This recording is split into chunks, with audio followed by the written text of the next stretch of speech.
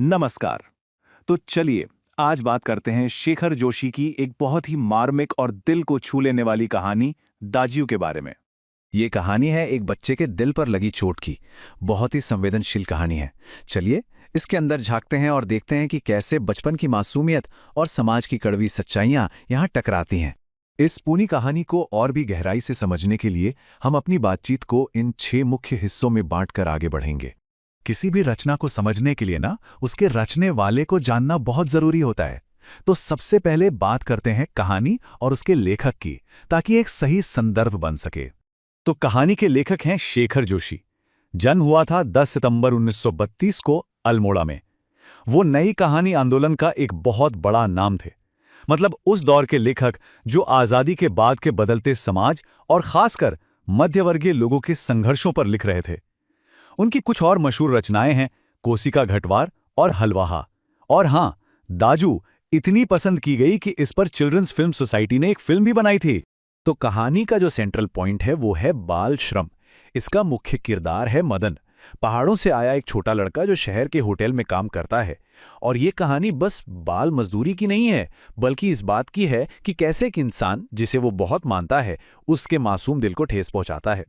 चलिए अब कहानी के अंदर चलते हैं, देखते हैं कि हमारे दोनों मेन कैरेक्टर्स जगदीश बाबू और मदन पहली बार कैसे मिलते हैं और उस समय दोनों के मन में क्या चल रहा होता है।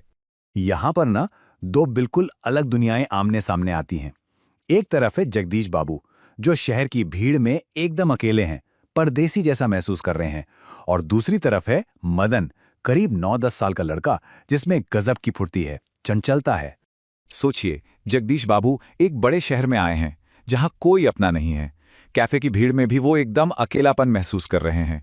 ये अकेलापन ही है जो उन्हें किसी अपने की तलाश करने पर मजबूर करता है, भले ही अनजाने में। और इसी अकेलेपन के बीच एक ऐसा रिश्ता पनपता है जो बहुत ही खास होता है, एक अपनेपन का रिश्ता। ये रिश्ता बनता कैसे है? जब जगदीश बाबू को पता चलता है कि मदन भी अल्मोड़ा का है, मतलब उनके अपने ही इलाके का। बस ये एक बात सुनते ही दोनों के बीच की जो अजनबीपन वाली दीवार थी वो मानो ढल जाती है। और यहीं पर आता है कहानी का सबसे जरूरी शब्द, दाजू।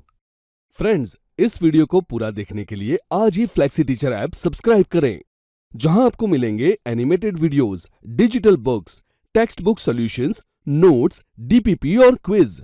और हां, flexi teacher app mobile, TV और कंप्यूटर पर अवेलेबल है। और अगर आपके पास इंटरनेट नहीं है तो तुरंत ऑफलाइन सेट टॉप बॉक्स के लिए संपर्क करें। Flexi teacher, the one you needed.